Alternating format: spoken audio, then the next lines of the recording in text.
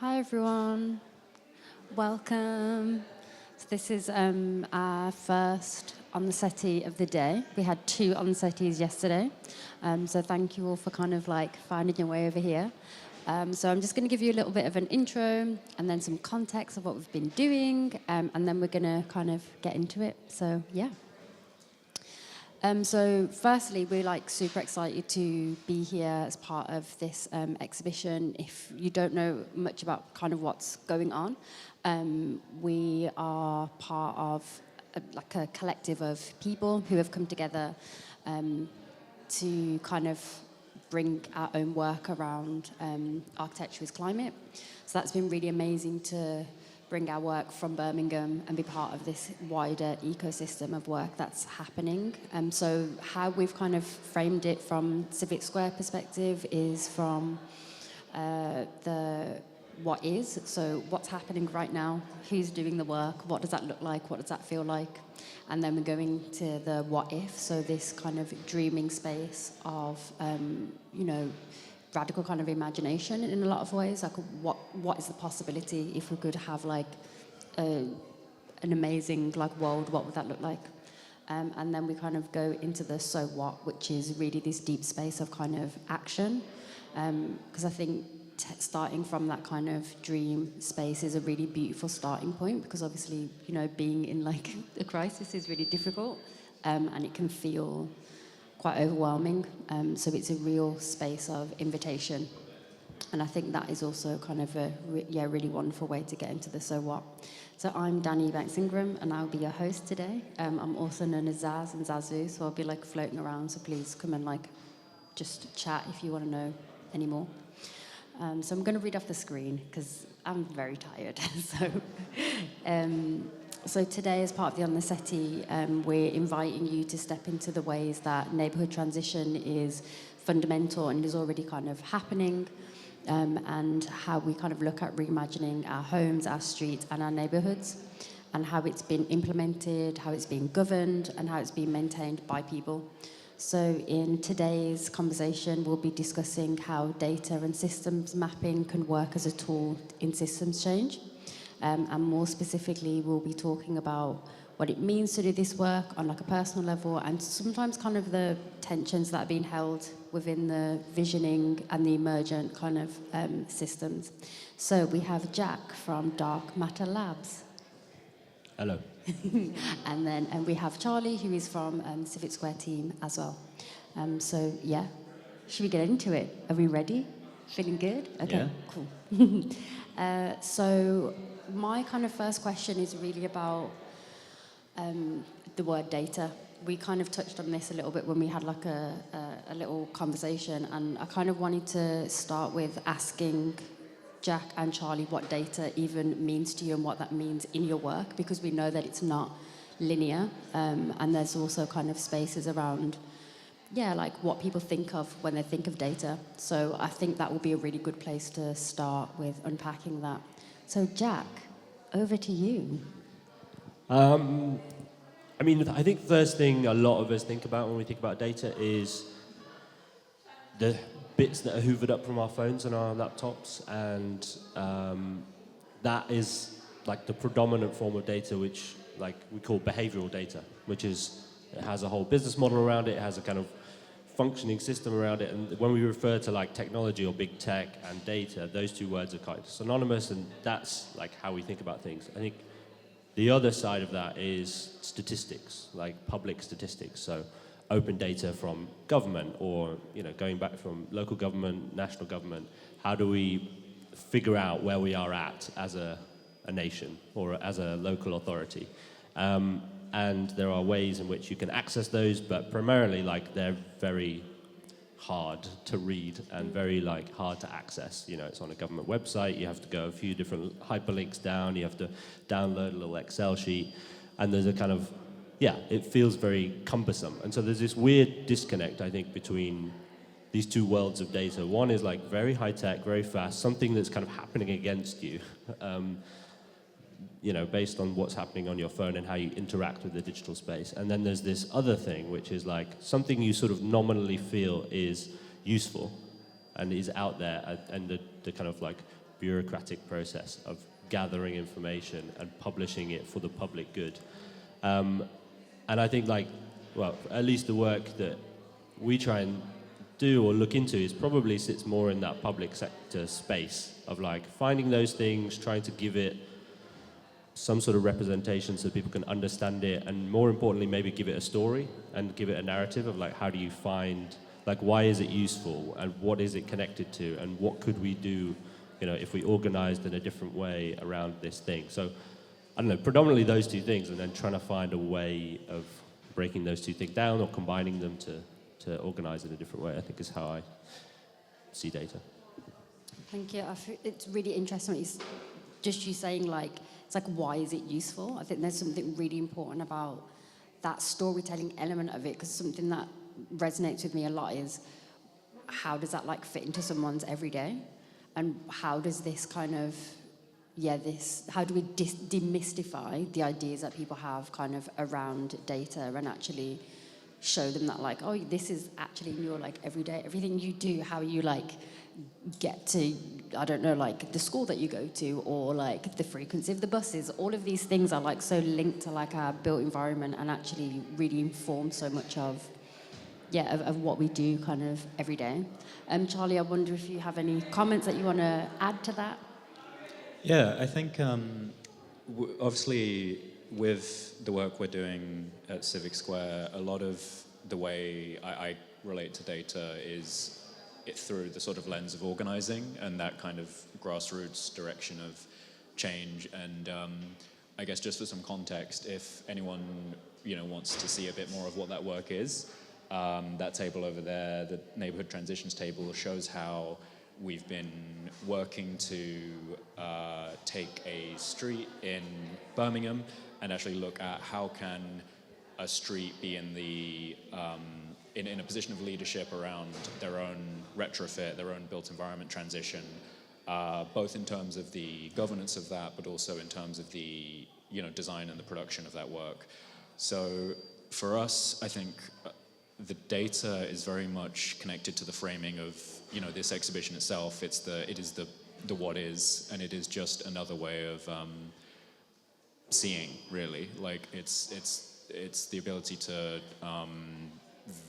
make visible the invisible, and I think a really good example of that is one of the very early sort of interventions that we did on this street that we are working to do this retrofit work on is we took a little thermal camera round to multiple people's houses, and we showed them how they could visualize the actual thermal performance of the buildings using this tool. And so from that, you can then get data about the thermal performance of your building.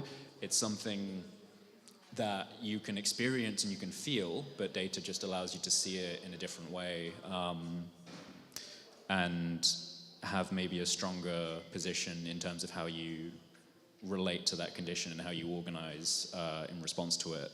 So yeah, I think from my point of view, it's a very I try and see it in a very sort of practical way, where it's a sort of tool that we can use to make sure that we are working from a shared foundation of knowledge and understanding, and that we spend less time in our organizing work trying to get onto the same page, because we have these kind of tools and this knowledge of the what is, so we can confidently relate to our existing kind of position in terms of moving to that what if and the so what stages of organizing. Thank you so much. I'd really like to move kind of into a little bit of that like what if kind of space. So it would be really good to maybe talk about what that actually starts to look like in real like practicality. I know you started to touch on the work that we're doing at Link Road. So it'd be quite interesting to kind of hear about like what if we actually like get to the point where data is used to like uplift people? What if it's used to kind of open up doors of like understanding? Because I think sometimes it can feel maybe limiting for people. So it'd be really good to kind of touch on that, like what could that experience actually be in practicality? I think Jack, you might have a good position on this because of the work you've been doing with, is it My Society? Yeah. So I'm like hesitant. Obviously, like we treat data as a kind of word and a kind of noun as if it's a thing. Obviously, it's many things. It's varied.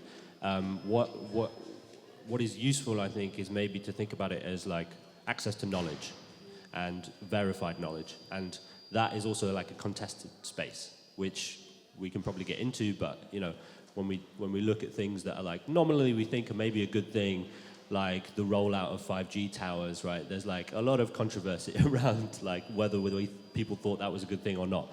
We could probably collectively agree that maybe faster internet is quite good for society and that things could progress in a certain way. There are other people that think that that's a bad idea and that we shouldn't do that, right? For various reasons. And why do they think that? Because we have a contested idea of the knowledge that sits behind that and what we accept as a public good. And so when we obviously we've been working in the retrofit space, which is the energy efficiency of buildings, and trying to think out, how do you use your buildings? How can we use them better? How can we collectively figure out how to solve this problem of retrofitting our houses? And so, there's a lot of ways in which data collection can help that kind of thing. Smart homes, smart energy systems, ways of buying and selling energy between neighborhoods rather than involving large companies that maybe don't serve the public good in a certain way. And I think there are little moments, and so I guess it's worth saying the retrofit space is incredibly immature in the UK. If you want to find someone to retrofit your house or understand how your house is performing, that's just a difficult thing to do. There are not many people out there that can do that, which is a shame and is a huge opportunity, I think. What we're basically saying is how do I trust someone to give me the knowledge about my house or about the energy I'm using or about if I changed something of how I act in my house, whether it would make a difference or not. And so I think part of the work and part of the strategy we've been taking of how to build up that collective muscle, that collective knowledge in the street is to try and find bits of open data, figure out different processes and projects of how you can gather things about your house together, because I think there's a real power in doing it as a group, because you talk about it, you challenge people, oh, why is that, and one of the good examples is this. We did a kind of street walk and a thermal imaging thing on your house, and you say, oh, why is that all purple up there? Is that a good thing? Purple is bad, by the way, on thermal imaging, if you're outside. And so gathering all of that bits of data and trying to present it in a way to create a story to say, okay, this is the baseline with which we need to act upon, and this is something we can trust because it's a process we've either gone through together or there is someone who understands the kind of science behind how these things work and how what the data is kind of showing you, and you can kind of then make a plan or make a step forward. And I think that is incredibly empowering. And the flip side of that is, buying some smart home system maybe off the shelf and it giving you some readout of how much money you're spending or whatever. You're buying it as a customer, so you're kind of going up. Your only way of really understanding that is through the metrics that you're given, right?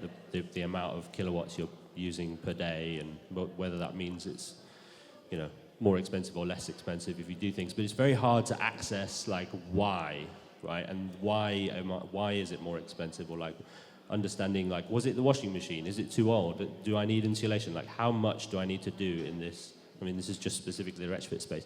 So I think what's kind of, I don't know, there's a very small scale kind of hacker style movement, if you like, which is trying to build bits of open software, bits of open systems, bits of open data, which are trying to create the infrastructure to allow people to understand this in a way that they want to understand it, right? So they can choose the different metrics.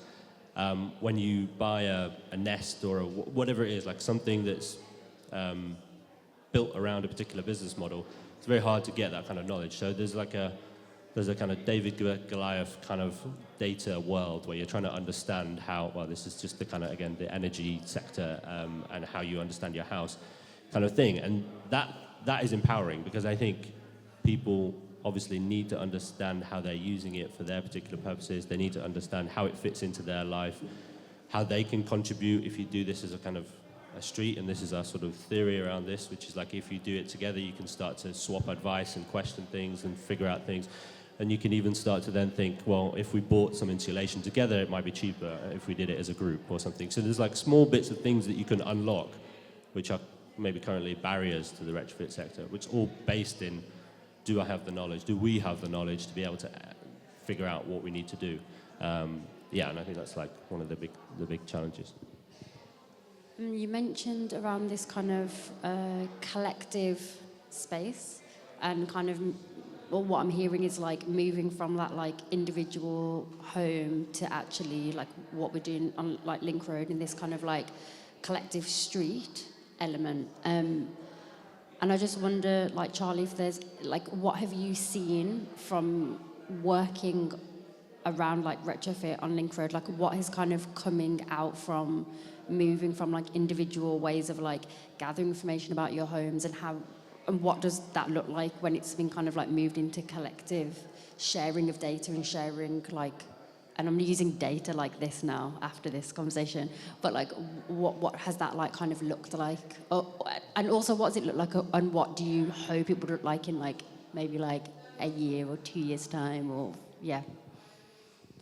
Yeah, I think maybe one good example of I think what Jack was just talking about in terms of like because you always perceive, or at least I used to, like I always used to perceive data as this kind of impartial, neutral thing. But like you said with the 5G towers, right? Like the sort of story behind the data or the context through which it's being communicated can entirely change the outcome of how that knowledge is used. And I think on Link Road in particular, and talking about retrofit actually in general, a really good example of that is the best sort of general tool we have right now to understand energy performance of housing is the energy performance certificate. So anyone can put in their postcode and it will give you a rating of how, well, in most cases, there will be a energy performance certificate that will tell you how well-performing your house is, and it will give you some recommendations on what you could do to make your house more energy efficient, things like that. But even just in the way that it is framed, there is an implicit sort of outcome that it is suggesting. So the fact that it is framed at the household scale implies that the solution is also at the household scale. It implies that the intervention that has to happen is at the individual household scale. When, if we think about the vast majority of housing in the UK, it's you know, if you think of UK housing, you normally think of like the sort of Victorian terrace. You think of the type of built environment where the conditions of improvement will be sort of shared in common. So along a terrace street, if one house has solid walls with no insulation, it's almost certain that every house on that street has the same condition. So the fact that EPCs are presented as these individual sort of household consumer pieces of data, it kind of leads us to a solution that doesn't really make any sense. So one, very early on experiment that we sort of tried out was, what if you aggregate individual household EPC data into a street EPC? What if you look at what is the recommendation of how to retrofit the street rather than the individual house? And the actual data that you're building from is the same. Like, you're not doing any new research, you're not doing any new measurements, but you're just choosing a different scale at which you look at it. And even just in that way of framing it, you'd end up telling an entirely different story and arriving at an entirely different set of outcomes. So that kind of thing, I think, is a really good example of when we try and organize around these issues and when we try and use data as a tool, these are the things that we need to, I guess, hold in our minds, is the way that the information and the what is that we're working from, is it being presented in the sort of most effective way? Yeah. Or is it being presented in a way that leads us down a path that maybe is more sort of ideologically driven, like the individual consumer response to, the built environment just transition, for example? Jack, is there anything you want to add to that? So another reason why we did this, and this is again where some of the work comes into like, why. So when we started doing the project, what we wanted to do is give a picture of the neighbourhood and its sort of how it might be able to go through a climate transition and what that would mean for the residents of that place. So we looked at all different things. We looked at the performance of the housing, we looked at the traffic on the roads, we looked at the kind of housing economy, if you like, what the tenure is, those kind of things. We looked at the number of trees, we looked at, these kind of space syntax stuff to try and like just build up a picture. And we weren't really like, we didn't have an idea about what we wanted to look for. We just did this thing and then we kind of tried to see what was interesting and present that back and see what kind of, made things interesting. One of the theories that maybe sat behind that was retrofitting is incredibly expensive. It probably costs somewhere between 30 to 50K for an average house to bring it up to kind of net zero standards or zero carbon kind of standards, putting insulation everywhere, changing the heating system, that kind of thing. And so one of the theories is that if you can do this at a large enough scale, actually a lot of the benefits that come from retrofitting a neighborhood are the improved health of people that live in a kind of healthy house, or it's the solar shading from the trees that you might put on the street, or it's the kind of more active transport. And so you start to get into these other world of metrics which sit at this kind of higher level. And part of the thinking around that is also that unlocks a certain type of investment in that. So where do those liabilities, where do those costs lie? Well, they sit with the NHS or they sit with the local council in terms of their services, they sit with... And so there's a little bit of like finding that data, presenting it back to residents is to open up that story to say, this could be a different way in which we could like fund this or flow the money.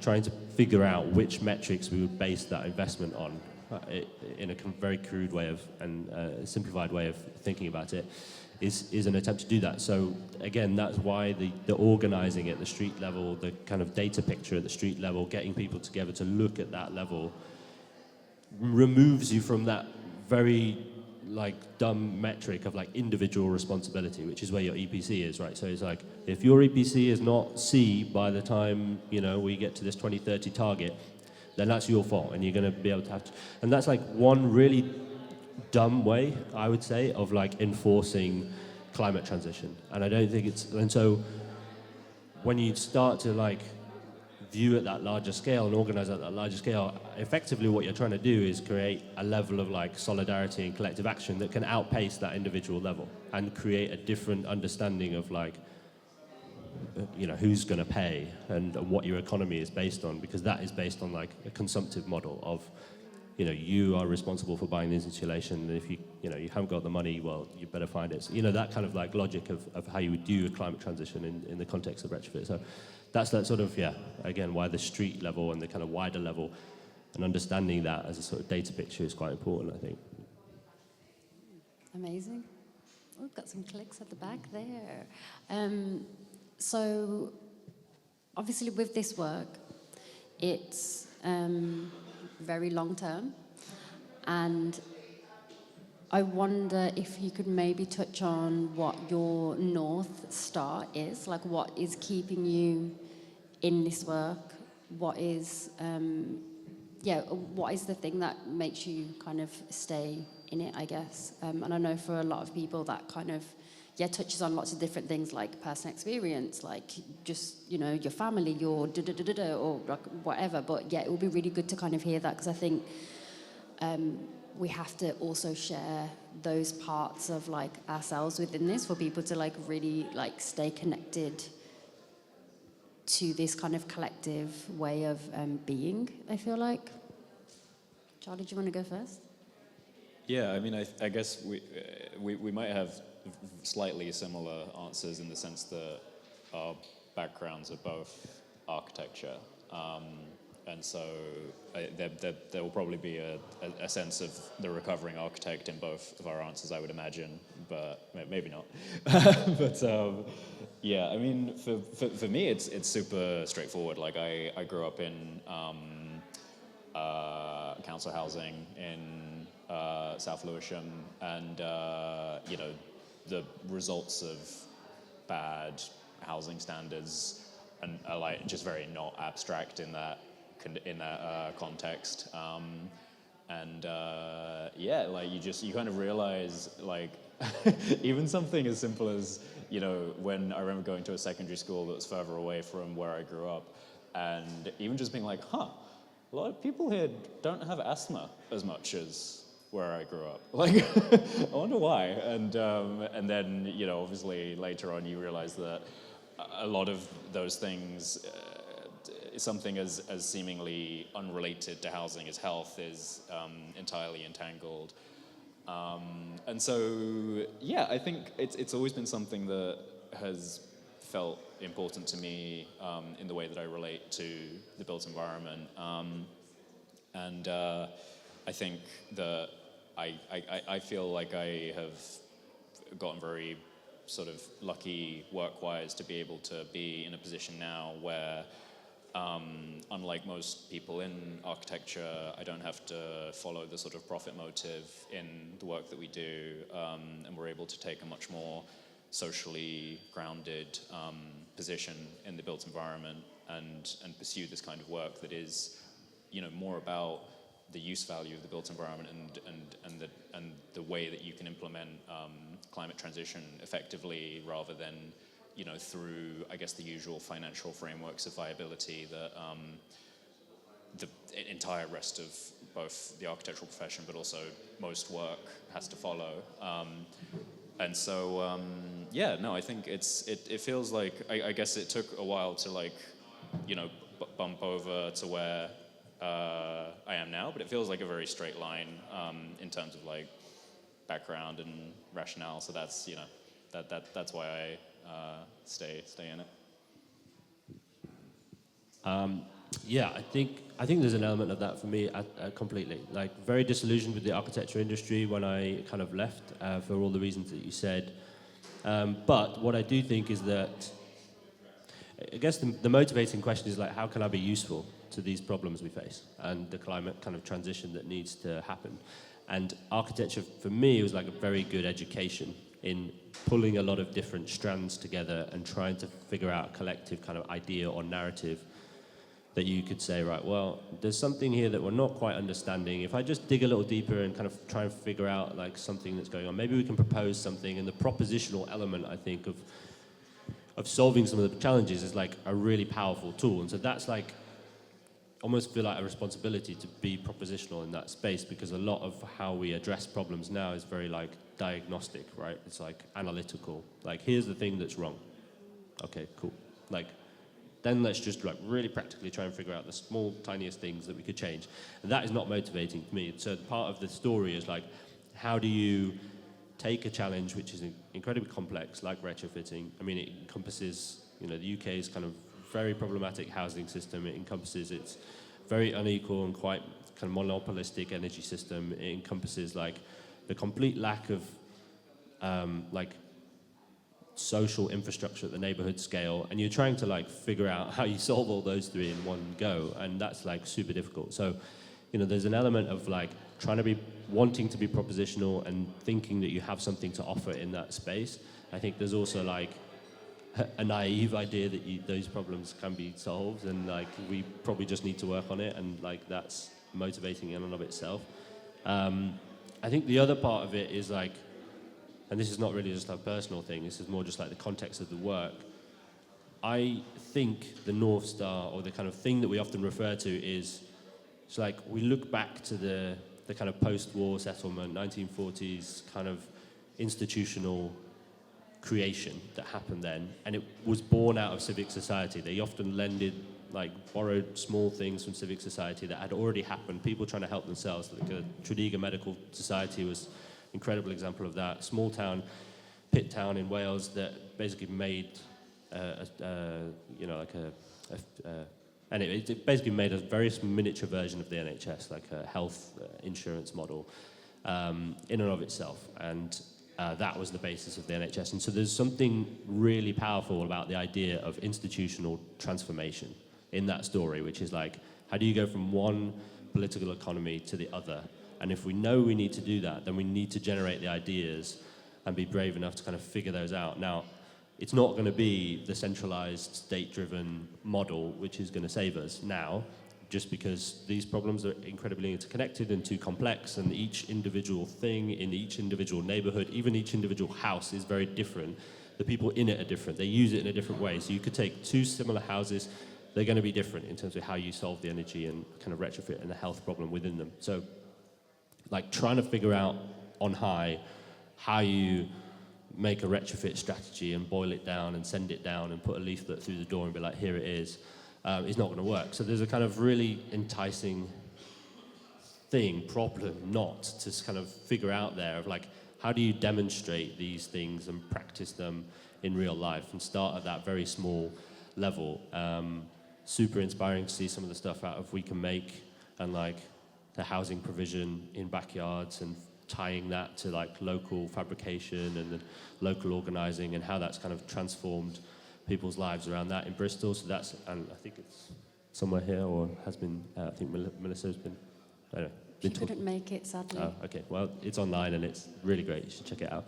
And so, like, those models often looked at with like quite condescendingly from like local government, national government, or like yeah, that's nice for a couple of things, but it will never solve our big problems. I think that's a lie. I think those bits are the bit of hope where we need to kind of build them, and I think, yeah, working on some of this stuff and having just, being incredibly fortunate to work on some of this stuff and think about it from day to day, I think is partly like the seed which hopefully can grow. I mean, there's going to be many people doing many projects that will hopefully paint a bigger picture and be part of that. But yeah, that for me is the kind of guiding compass, or whatever you want to call it, of like why it's interesting and why it's motivating. Yeah. Thank you so much for that. We're kind of getting to the point where we kind of need to wrap up in a little bit, but you obviously have like mentioned work that is like inspiring you and work that is like happening. So is there anyone else that you'd like to kind of give a little big up to for like the people to go and check out like their work? Because it would be really nice to, just offer that from this conversation today as well. I mean, I would be remiss to not mention some of the other I'm obsessed with retrofitting at the moment, so it's going to be all retrofit references, sorry. But there's a group in Manchester called Carbon Co-op. Jonathan Atkinson kind of helped to push that forward. They're incredible. I have read pretty much everything they've published, and they're incredibly generous with their publishing. What they're doing, it's very citizen-based. They do lots of different experiments in the energy and retrofit sector. All of it is like, it's a cooperatively owned business. They do lots of participatory work. They run citizens' juries. They're trying to figure out, again, like how do we make this energy transition work with what we have and with the people of Manchester, and I think that's like super cool. They're really great. And there's other ones around the country which are trying to emulate that. There's one in my hometown called Otley Energy, which are pretty cool and doing similar stuff. There's some other people up in Scotland, Loco Homes, which I don't know if, anyway, yeah, they're also great. But yeah, these I think are like the little nodes of hope, and they're all practicing small different things, and that's great. I think if we can build up to a big picture, then that's really cool. But they're people we look at and take a lot of inspiration from. Amazing. I think for me, it's people who are able to, I guess, kind of acknowledge the limitations of.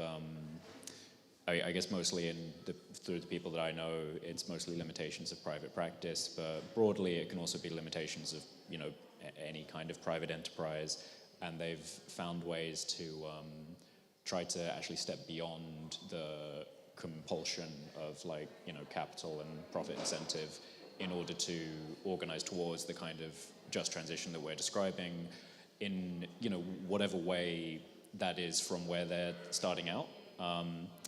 And so, yeah, like, you know, just to name a few, and they, you know, they've been here before us. Architects Climate Action Network have been here. Scott, right here, Anthropocene Architecture School. We have to thank for the very ground we're sitting on right now with these lovely U-build boxes.